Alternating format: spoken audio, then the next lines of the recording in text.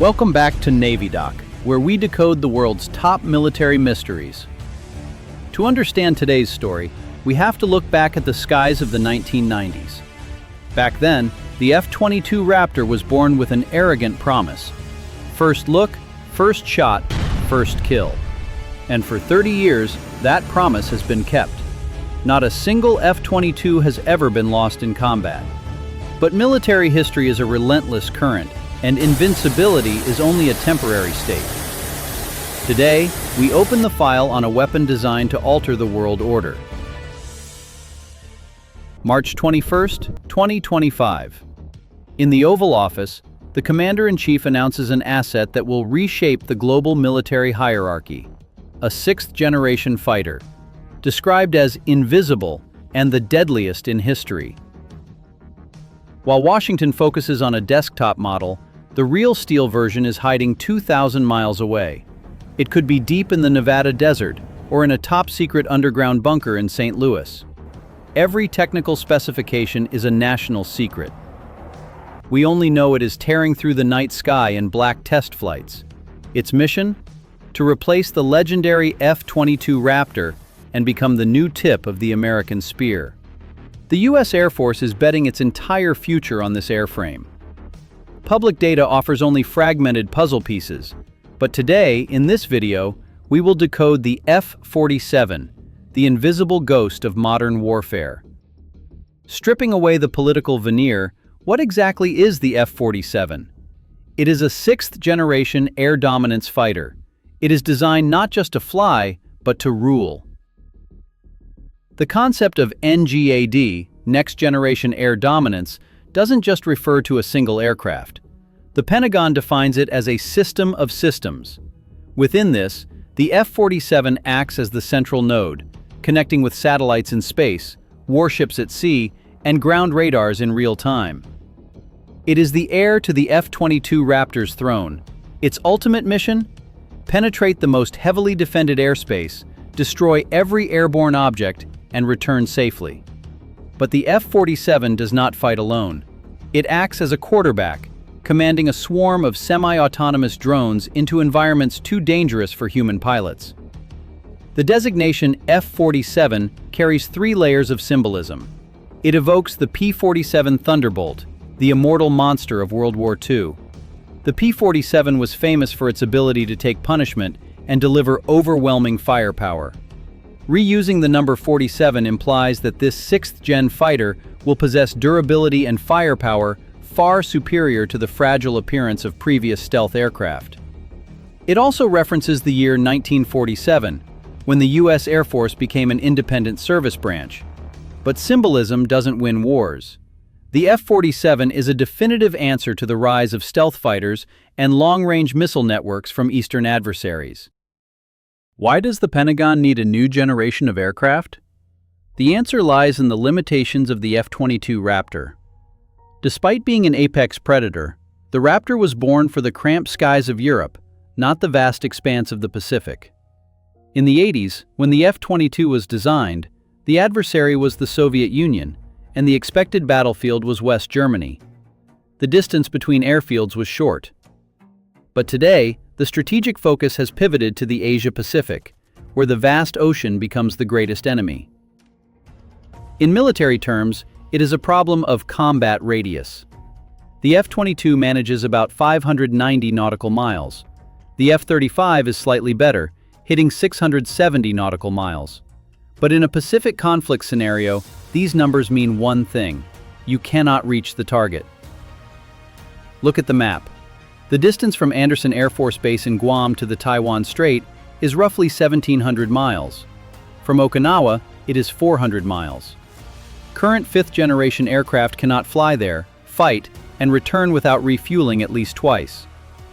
If conflict erupts, forward bases like Guam or Okinawa would be neutralized immediately by missile fire. China possesses an arsenal of DF-26 intermediate-range ballistic missiles, dubbed the Guam Killer, with a range of up to 2,500 miles. This forces the U.S. Air Force to pull its squadrons back as far as Hawaii or Australia to preserve the force. American fighters will be forced to sortie from bases thousands of miles out of reach. Relying on aerial refueling tankers is a fatal flaw. They are big, slow, and vulnerable. Tankers like the KC-135 or KC-46 Pegasus have a massive radar cross-section. They are essentially flying gas stations that light up enemy radar screens. The adversary's doctrine is clear. Don't shoot the fighter, shoot down the tanker and the AWACS. Without tankers, $100 million F-22s or F-35s become useless bricks of titanium falling into the sea due to fuel starvation. The F-47 changes the game with a combat radius requirement exceeding 1,000 nautical miles. It allows power projection from a safe distance, keeping vulnerable flying gas stations outside the range of enemy fire. On the other side of the line, the adversary is no longer operating rusting Cold War relics. China is operating the J-20 in large numbers and is rumored to be testing tailless 6th-gen prototypes like the J-36 and J-50. The J-20 Mighty Dragon has been upgraded with WS-15 EMA engines, enabling supercruise, and carries PL-15 air-to-air missiles with a range reportedly outclassing the American AIM-120 AMRAAM. Russia is not sitting idle, pushing its PAKDP project despite slower progress. Modern air defense is now an onion of layered radars and missiles. This is the A2AD environment. The outer layer is anti-ship ballistic missiles. The next layer is long-range air defenses like the S-400 and HQ-9. The F-47 is not a lone gladiator. It is a digital conductor, commanding an ecosystem of loyal Wingman drones, sensors, and electronic warfare suites, orchestrating chaos right in the eye of the storm. Stealth comes at a price. Internal estimates place the cost of a single F-47 at around $300 million, triple that of an F-35. A staggering figure that nearly killed the program in 2024. But the story began a decade earlier at DARPA. In 2014, the Aerospace Innovation Initiative was born to explore PCA, penetrating counter-air capabilities. They needed a fighter to fly deep into lethal airspace. This research morphed into NGAD, a black hole swallowing billions of dollars with zero public feedback. It wasn't until September 2020 that Will Roper, the Air Force's acquisition chief, dropped a news bomb. A full-scale demonstrator had already flown and broken records.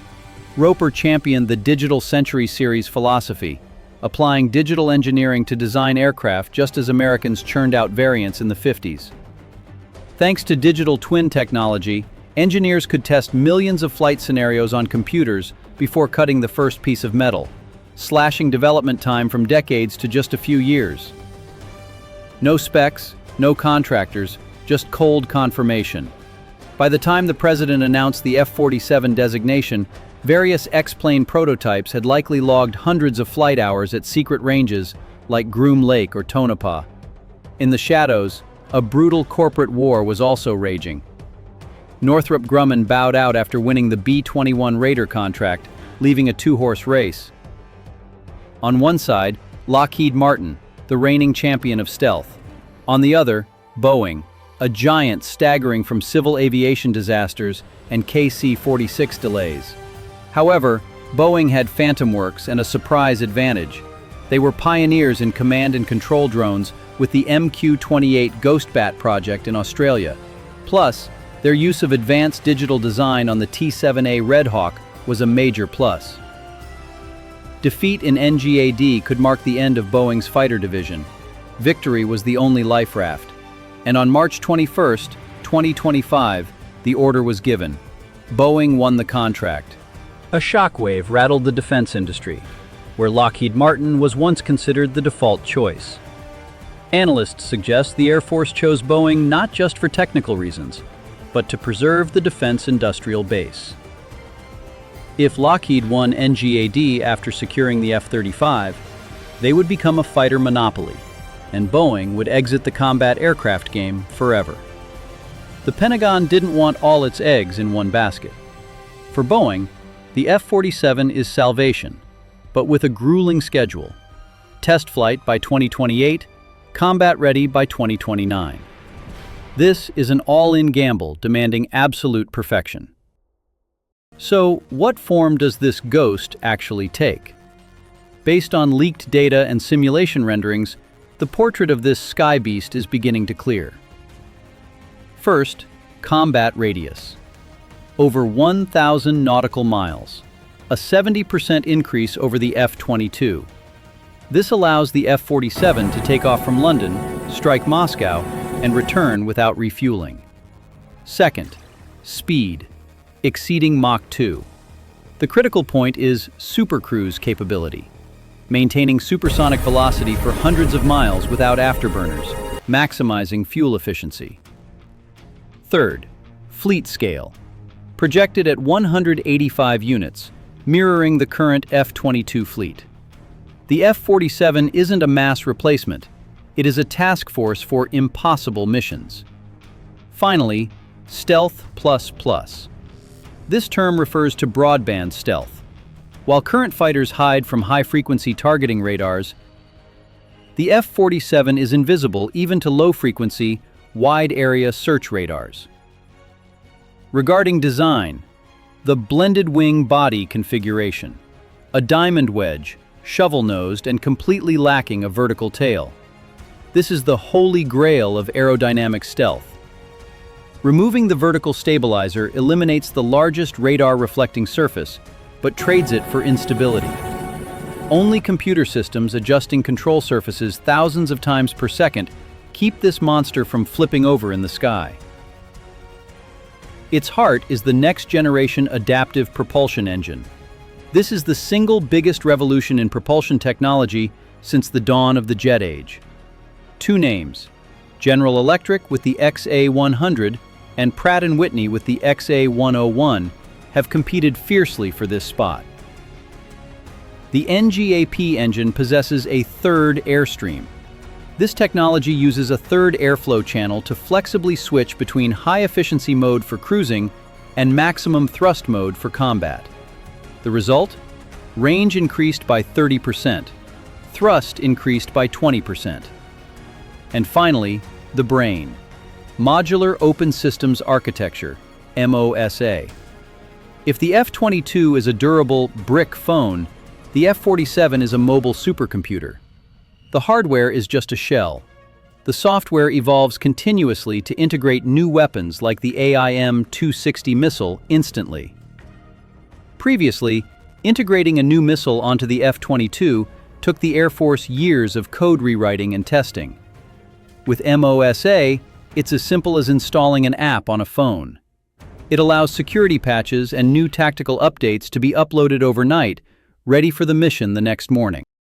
The massive internal weapons bay implies this is a true flying fortress, potentially capable of carrying B-61 tactical nuclear bombs. But the real revolution isn't in the mothership, but in the escort swarm. The F-47 leads a squadron of semi-autonomous robots. CCAs, collaborative combat aircraft, are AI-equipped drones. Top contenders include Kratos's XQ-58A Valkyrie or Boeing's MQ-28 Ghostbat. Jet-powered, stealthy, and most importantly, attritable. At $25 to $30 million, just 1/10 the cost of the command aircraft, they are expensive but acceptable physical shields. The F-47 pilot no longer flies with a simple joystick. They command like a head coach. From an ace, they transform into a battle manager. They coordinate drones to attack, jam, or fly into enemy fire to protect the primary asset. The project scale is massive, but the technical risk is extreme.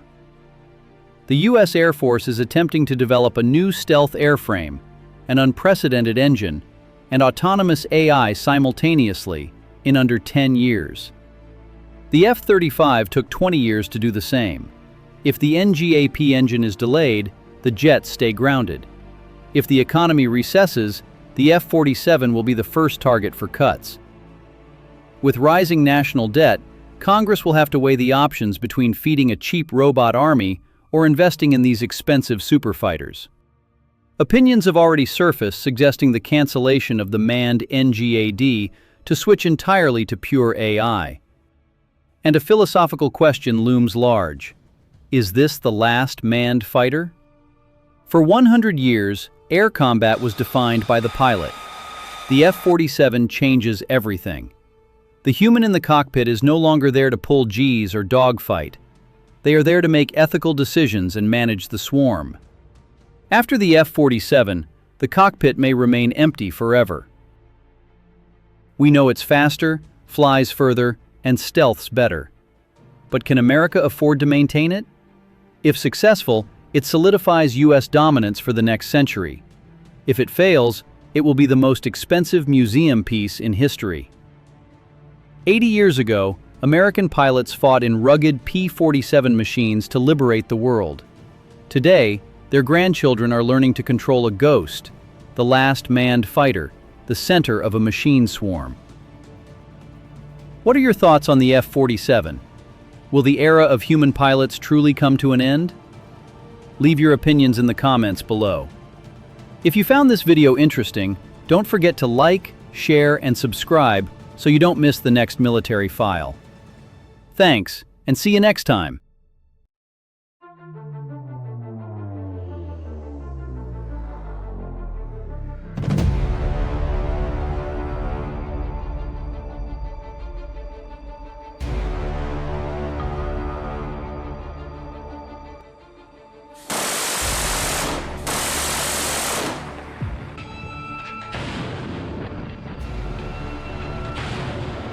$13 billion.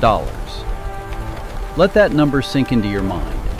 That is the budget of an entire small nation. That is enough money to build thousands of hospitals, schools, or feed millions of people. But what did America choose to do?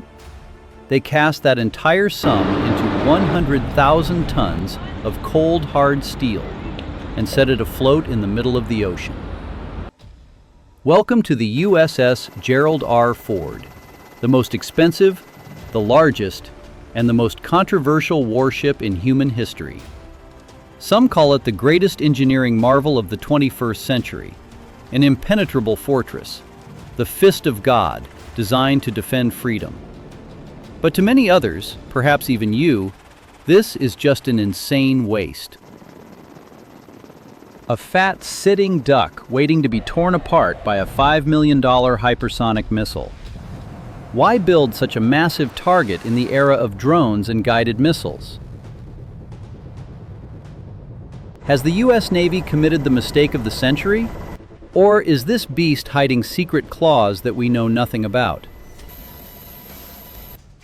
Today, NavyDoc will not take you on a sightseeing tour. We are going to find the truth.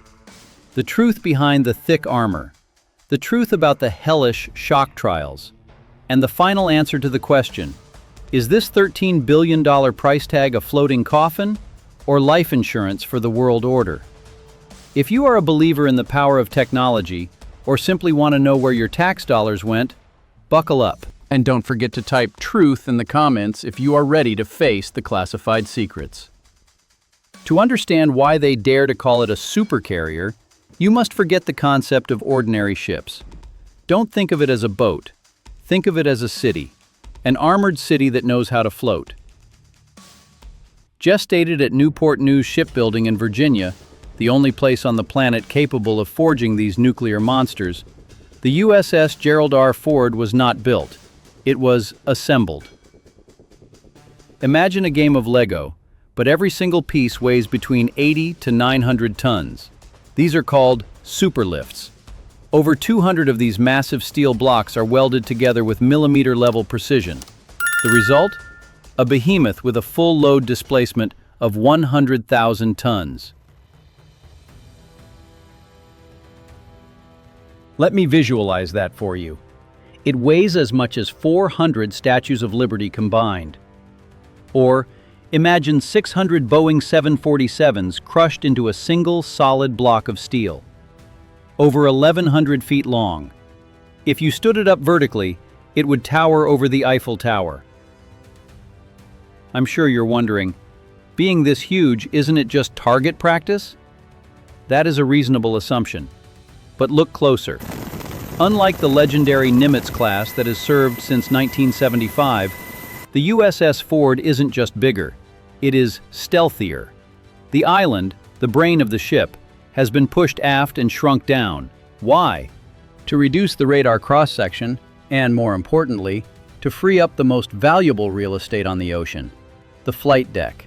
This 5-acre flight deck is not just an airport. It is a deadly chessboard, capable of hosting over 75 of the most modern combat aircraft, including the F-35C Lightning II and F-18 Super Hornets. And here is the key point. The difference between $13 billion and scrap metal lies in how many punches it can throw in a single minute. But size isn't everything. What makes the USS Ford a true boogeyman lies deep beneath 9 decks, where the sun never shines. The heart of this monster is 2 next-generation Bechtel A-1B nuclear reactors. In previous generations, reactors simply boiled water to spin turbines. But on the Ford, they are miniature, incredibly aggressive nuclear power plants. They generate 250% more electricity than the Nimitz class. Why is so much power needed? To run the AC for 4,500 sailors? No. Excess power is a strategic calculation. The U.S. Navy knows that the future of warfare is not gunpowder. It is directed energy. They have turned this ship into a giant power outlet, ready for laser weapons and electromagnetic railguns, the things that will shoot down the hypersonic missiles you are afraid of. And the clearest proof of this electrical power is EMALS, the Electromagnetic Aircraft Launch System.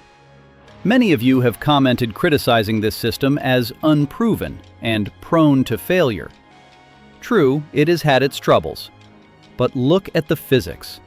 For the last 50 years, we threw planes into the sky using steam. It was jerky, brutal, and damaged the airframes. EMALS changes everything. It uses electromagnetic fields, just like the technology in maglev trains or the most modern roller coasters. The result? It accelerates a 30-ton fighter jet from 0 to 160 miles per hour in just 3 seconds, but smooth as silk. More importantly, it needs no boilers, no fresh water, and resets faster. This allows the Ford to launch planes 25% faster than the Nimitz. In war, launching faster means you live and the enemy dies. But all technology on paper is meaningless if it can't take a real punch. Our audience has exclaimed, "Testing new carrier? Where is the testing?" You want to see tests? Here is the answer. In the summer of 2021, the U.S. Navy did something insane. They took this $13 billion ship out to sea and detonated 40,000 pounds of high explosives right next to its hull. This is called full ship shock trials. The blast was so massive that the U.S. Geological Survey registered it as a 3.9 magnitude earthquake. The goal? To see if this monster would shatter, to see if the welds would snap, if the reactors would leak, and if the sensitive electronics would go dark. Many said, the bigger they are, the easier they sink, just like the Titanic. But the Titanic sank because of an iceberg. And the USS Ford? After enduring the pressure of 40,000 pounds of explosives, equivalent to a heavy naval mine detonating right against its ribs, the ship stood tall. It didn't just stand tall. It returned to port, underwent minor repairs, and was ready to deploy. That is the difference of American military steel. That is why it is expensive. You are not paying for luxury. You are paying for survivability. And don't let the size fool you. This 100,000-ton ship can glide at speeds of over 30 knots. Some veteran sailors even hint that the actual speed is much more terrifying, possibly reaching up to 60 knots. But that is a military secret. Look at it turning. A skyscraper drifting on the ocean surface.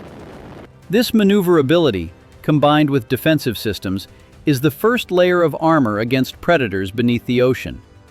But the power of metal and explosives is only half the story. A ship, no matter how modern, is just a dead block of iron without a soul. In the next part, We will step inside the Forbidden City. We will meet the 4,500 humans betting their lives every day on the 5 most dangerous acres on Earth. And most importantly, we will answer the toughest question. Can all of this stop hypersonic missiles from Russia and China? Or is $13 billion about to become the world's most expensive artificial reef? Don't take your eyes off the screen. Forget the billion-dollar figures or the giant electromagnets for a moment. Because if you strip all that away, the USS Gerald R. Ford is just a soulless, drifting chunk of metal. What truly makes it the most terrifying weapon on the planet is not the A-1B reactors. It is the heartbeat of over 4,500 human beings living and fighting inside it. Welcome to the Forbidden City in the middle of the Pacific. Many critics say that $13 billion should be used for the homeless. That is a humanitarian view. But there is a truth rarely mentioned. This ship is also a home, albeit harsher than any home on land, for thousands of America's sons and daughters. Who are they? They are not emotionless war machines. They are 19, 20-year-old kids. They just left school, leaving their families, sweethearts, and the safety of land behind. On this ship, the concept of privacy is a luxury that does not exist. Imagine living in a steel box, where you sleep in narrow bunks, called coffins, stacked 3 high. Every time an F-35 lands above your head, the roar echoes down to the lower decks like Thor's sledgehammer striking the ceiling. Sleep here is a battle. The logistics system to feed this city is a marvel no less impressive than the aircraft launch system.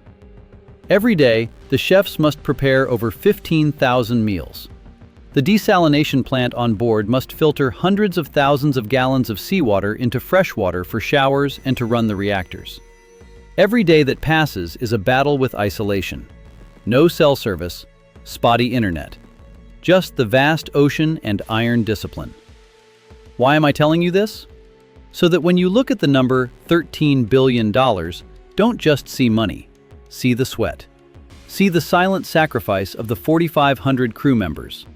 They are the ones guarding our sleep, while they themselves often lose theirs.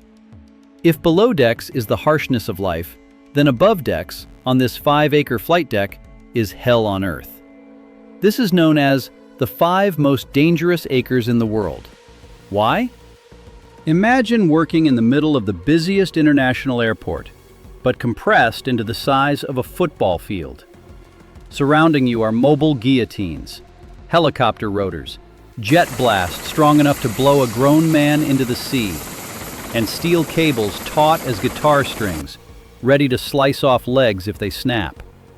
All of this happens while the ship is pitching in rough seas, and the noise reaches 140 decibels, enough to permanently rupture eardrums without protection.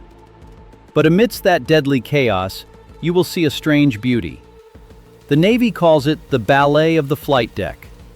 No radio works effectively in the roar of jet engines, so they communicate through body language and color.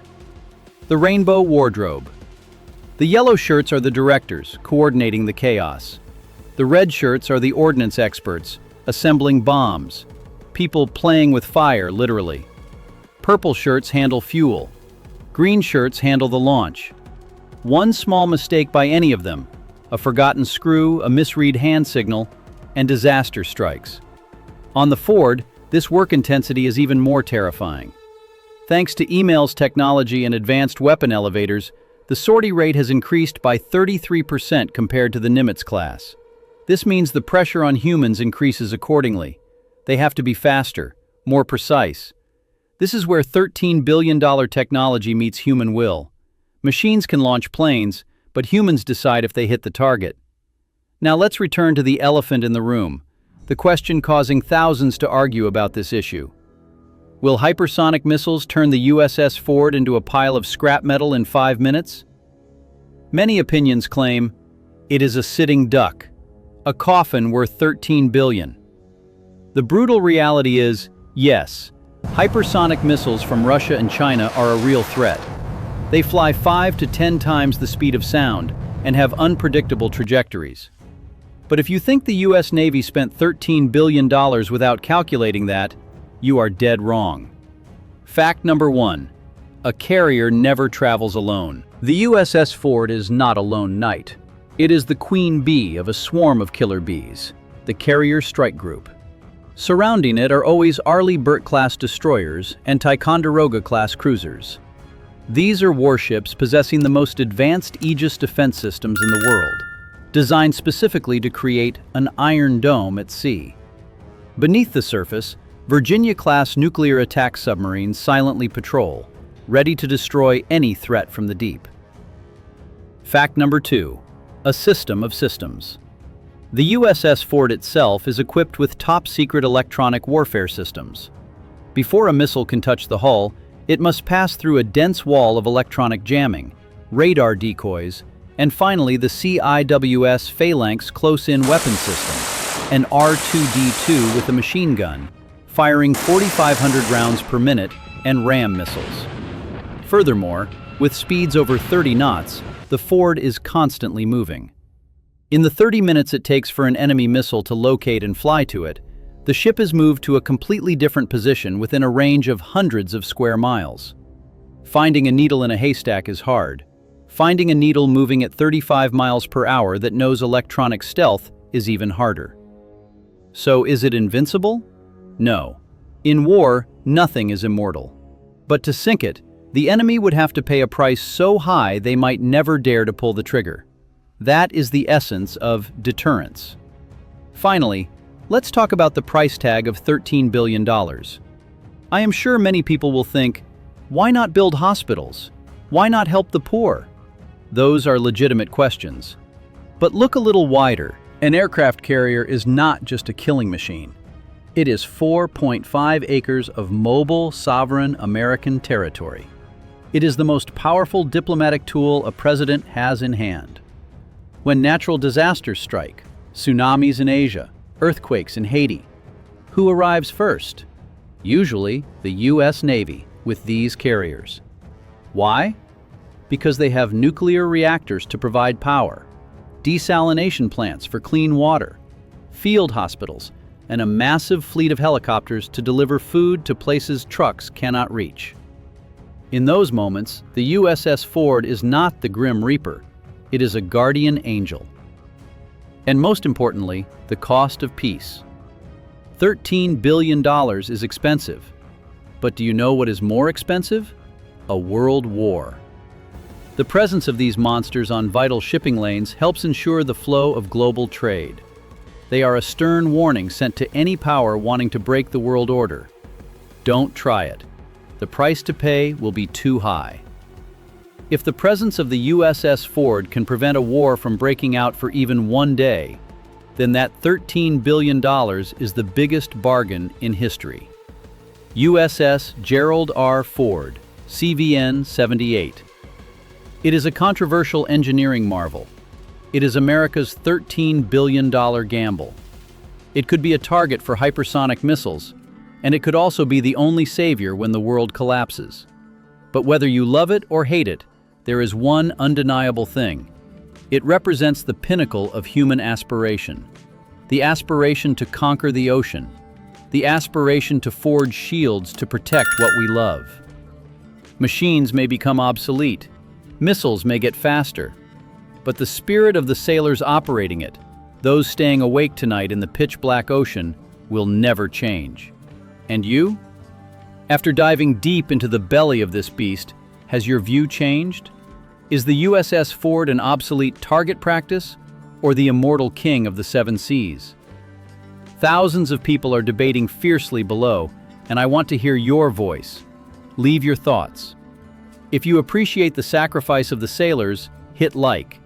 If you want to see us decode the next military secrets, hit subscribe and turn on notifications.